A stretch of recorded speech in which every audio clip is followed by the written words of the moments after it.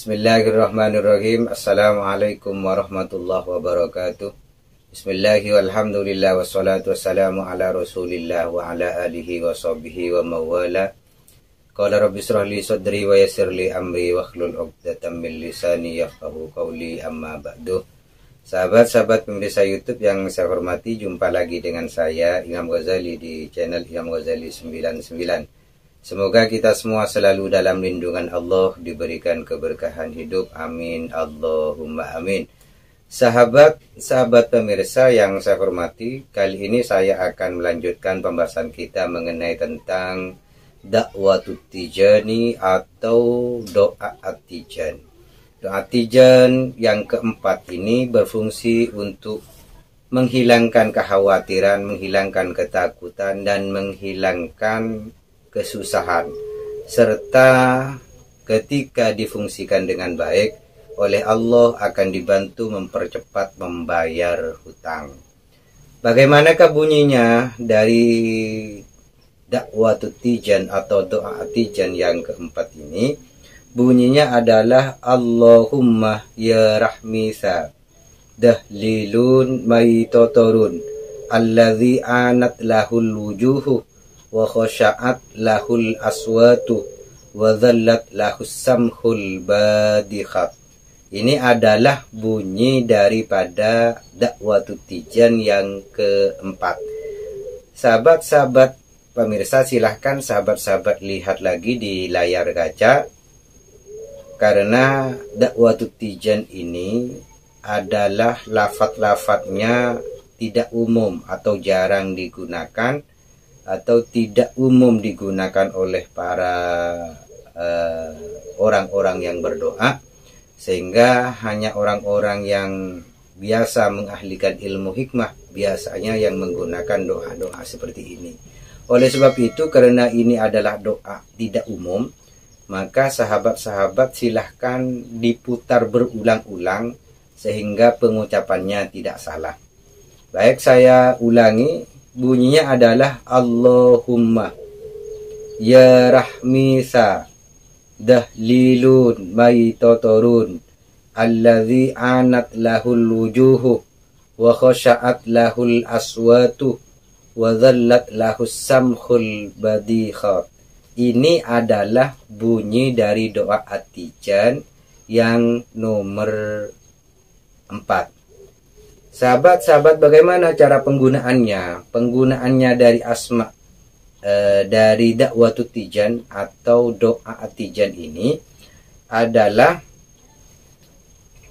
selain diwiridkan, selain kita wiridkan setiap saat. Jadi ketika sahabat-sahabat punya perasaan takut, khawatir, maka perbanyak doa yang saya sampaikan tadi atau doa yang saya baca tadi, sehingga dengan membiasakan diri membaca doa itu, oleh Allah akan ditumbuhkan keberanian, akan ditumbuhkan rasa percaya diri, akan ditumbuhkan rasa rasa tidak khawatir. Jadi ini sangat baik bagi orang-orang yang mempunyai perasaan selalu was-was dan selalu khawatir terhadap sesuatu. Kemudian kalau di dalam kitab ini dijelaskan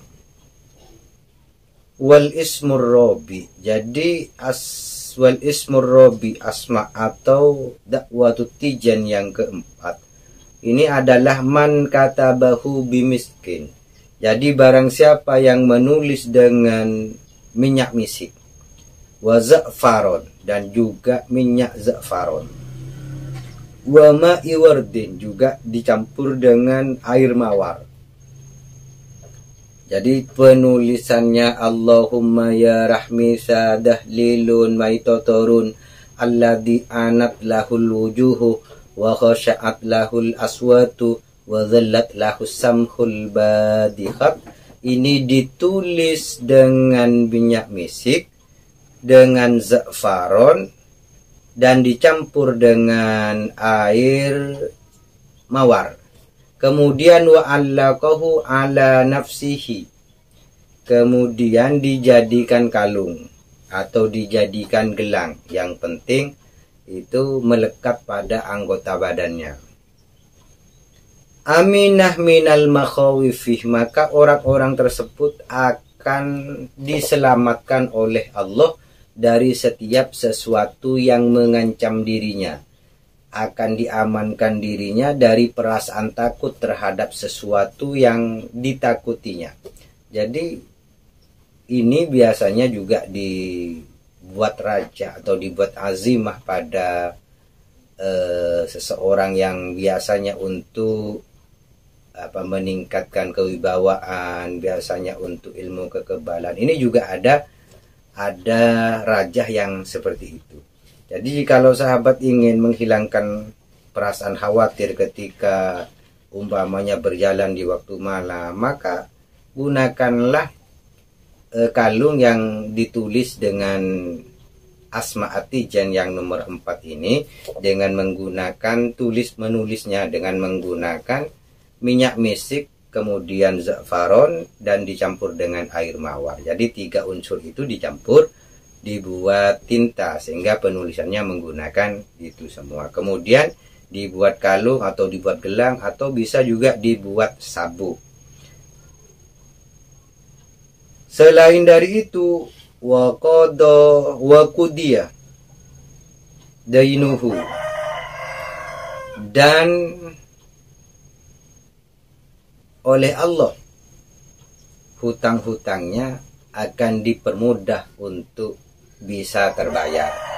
Tapi ingat, karena kita sebagai manusia yang mempunyai kedudukan sebagai makhluk yang masih kasaf, yang masih makomnya berada di makom kasab, yaitu harus bekerja, maka untuk bisa membayar hutang itu tidak cukup hanya mengandalkan doa. Kita harus bekerja, berusaha untuk mendapatkan uang supaya bisa membayar hutang, diikuti dengan membaca doa Atijan tadi, atau tulisannya atau azimahnya dibuat di anggota badan kita, dibuat kalung atau dibuat gelang atau dibuat sabuk, maka insya Allah oleh Allah Subhanahu wa Ta'ala diselamatkan dari orang-orang yang kita takuti, diselamatkan dari semua ancaman. Kemudian hutang kita oleh Allah dipermudah untuk bisa dibayar. Sahabat-sahabat pemirsa yang saya hormati, pernah juga ini sebuah kejadian. Jadi ada orang yang mencoba kemujaroban daripada Asma Atijan yang nomor 4 ini, karena dia sebenarnya banyak hutang. Saking dari banyak hutangnya, dia sampai bilang, walaupun saya mati, bekerja kayak apapun hasilnya, saya tidak akan pernah bisa bayar hutang itu.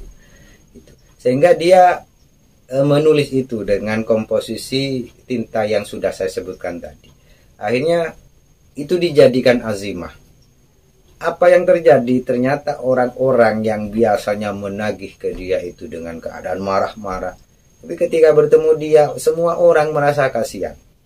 Semua orang merasa kasihan.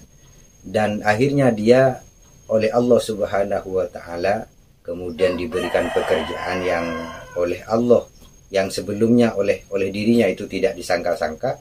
Maka pekerjaan itu mampu bisa melunasi hutang-hutangnya orang tersebut. Oleh sebab itu, jikalau sahabat-sahabat sekalian terlilit dengan hutang, maka gunakanlah Asma Atijan yang nomor 4 ini.